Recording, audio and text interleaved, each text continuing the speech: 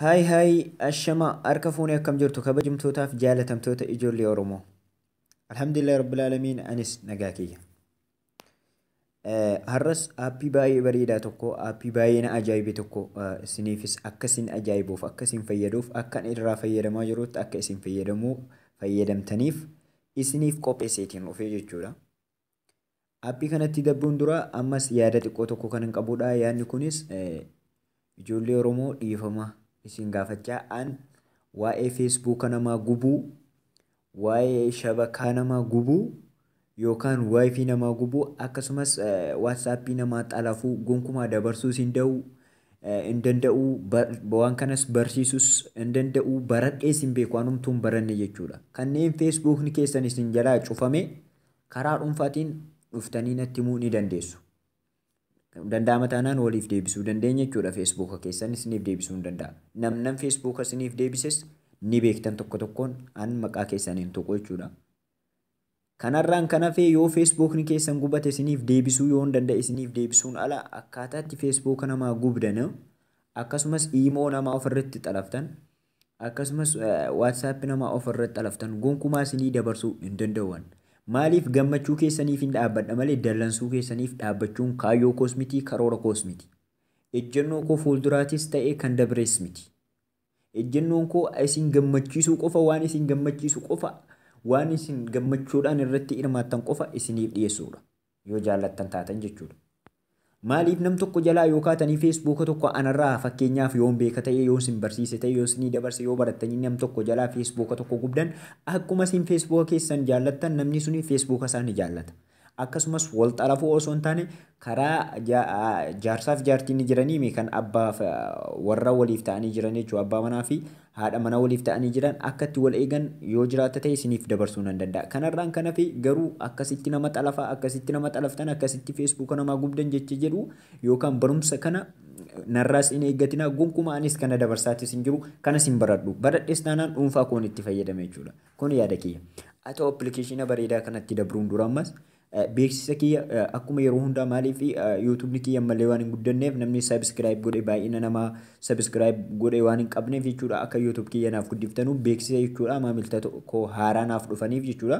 Beeksisa taasiseetiin sana booda gara barumsa kiyya kanaatti isin dabarsa walumaan itti dabrina beeksisa kanas na waliin hordofaa namni anaaf haarawaa taatan haala kanaan na hordofuu ni dandeessan jechuudha.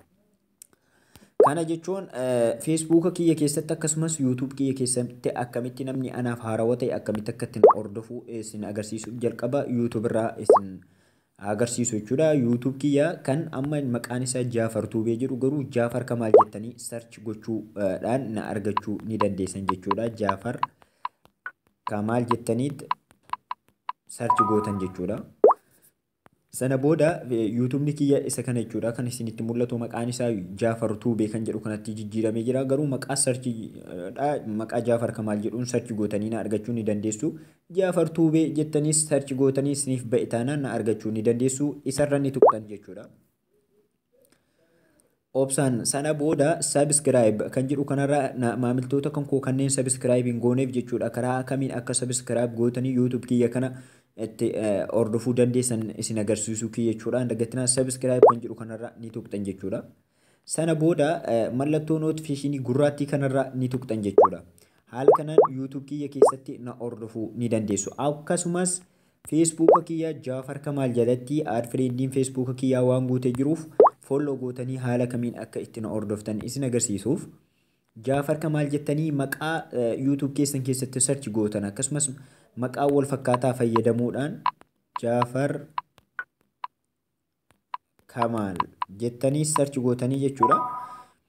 Sana booda feesbuukni kiyya isiniif ni ba'a jechuudha. Feesbuukni kiyya isa kana jechuudha. Namni firendii kiyya hin taane aad firendii nan gaafatina folloo godha. Folloo yoo gootan akka firendii kiyya tokkotti na hordofuu ni dandeessu jechuudha. Aad firendii na gaafattan taanaan garuu ani isin jalaa qabuuf hin danda'u maaliif firendiin kiyya waa guutee jiruuf furmaata hin qabu jechuudha. Kanaafuu folloo isa jedhu kanarra tuqaadha.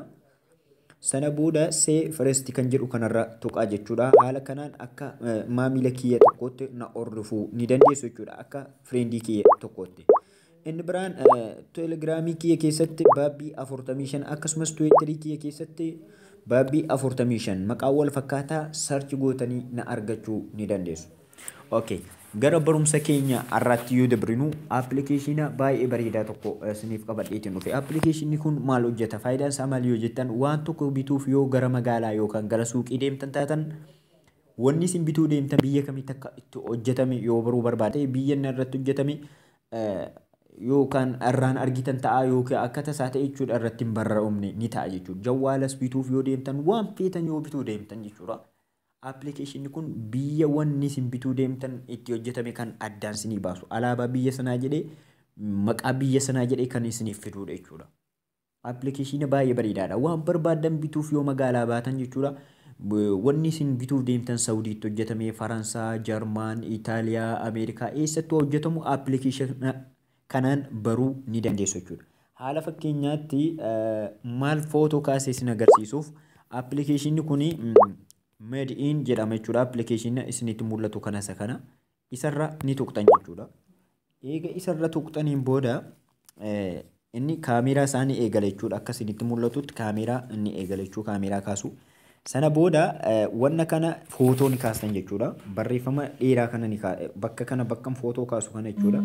Suuraa gosii kana footoo ni kaastan. Akkuma argaa jirtan Indoneesiyaa jedha jechuudha. Argaa jirtanii biyyi saamunaa fakkeenyumaaf saabuna tarwiishaatu jechuudha. Suuraa kaasee isin agarsiisuuf Made in Indoneesiyaa jedha. Asitti immoo products country of origin kan jedhu kana alaabaa Indoneesiyaa illee argaa jirtan. Mee waan biraa tokko suuraa kaasee isin agarsiisuuf fakkeenya yoo fudhanne jechuudha. Bakka sawwartan hunda gatinaa jechuudha. Bakka waan akkasii irratti argitan suuraa kaastan jechuudha. Waan barbaadan yoo bituuf magaalaa deemtan waan akkasii bakka argaa jirtan kana jechuudha. Bakka waan akkasii suuraa kaastan jechuudha. Mee amma fakkeenyaaf kana suuraa kaasu. Amma akka argaa jirtan Saudi Arabiyaatti oomishame. Alaabaa Saudi Arabiyaa wajjin Saudi Arabiyaatti akka oomishame asittis products country of origin kan jedhu kana argaa jirtan jechuudha. Asittis Saudi Arabiyaatti akka hojjetame illee isin agarsiisa jechuudha. Mee waan biraa ammas waan biraa footoo kaasee isin agarsiisuuf fakkeenyuma isin agarsiisuuf jechuudha. Waan barbaadan yeroo bituuf magaalaa baatan bakka kana waan bituu barbaadan irratti jechuudha. Waan akkasiidhaan arguu ni dandeessan jechuudha. Dagatinaan isiniin jedhe jechuudha. Waan akkasiidhaan arguu ni dandeessan waan barbaadan irratti bakka sana suuraa kaastan jechuudha. Mobaayila illee bituuf yeroo deemtan kaartoonii mobaayila kan keessanii irratti waan akkasii arguu ni dandeessan. Mobaayila hiriyaa kan keessanii qabattanii appilikeeshina kana yoo irratti fudhatanii gara magaalaa baatan appilikeeshina kana mobaayila hiriyaa kan keessanii irratti buusuudhaan fudhatanii gara magaalaa baatanii mobaayila feeta yeroo bituu barbaadan biyya kamitti akka itti hojjetamee fi piroodaaktii biyya kamii akka ta'e baruudhaaf bakka kanarra ni sawwartan jechuudha. Bifa wal fakkaataa kanaan jechuudha. Haala nama isin agarsiisu kanaan suuraa ni kaastan jechuudha. Bakka waraqata isinitti mul'atu kanarra jechuudha. Bakka kanarra suuraa kaastan jechuudha. Amma fakkeenyaaf argaa jirtan akka argaa jirtanutti Indiyaatti akka wanni kun oomishame yookaan zayitii qorraatii hundi keessan argitanii jirtanii Indiyaatti oomishame isiniin jedha. Appilikeeshina kana baay'ee dhugaa rabbii baay'ee nama ajaa'iba jechuudha. Waan barbaadan biyya kamitti akka itti hojjetamee fi waan barbaadan noormaalii bitachuuf appilikeeshina kana mobaayila kan keessan keessatti akka fayyadamtan isiniin jedha jechuudha. Appilikeeshinni kun baay'ee bareedaadha, baay'ee miidhagaadha. Appilikeeshinni kun maqaan isaatis maalii haala kamiin akkamitti akka argattan isin agarsiisuuf Play Store keessan irra ni seentan jechuudha. Play Store irra ni seenna jechuudha. Play Store irra eega seentanii maqaa aappichaa isin agarsiisuuf jechuudha. As gubbaa irratti jechuu bakka sarchi kana irratti Made in jettanii ni barreessitan jechuudha. Made in jettanii yoo barreessitan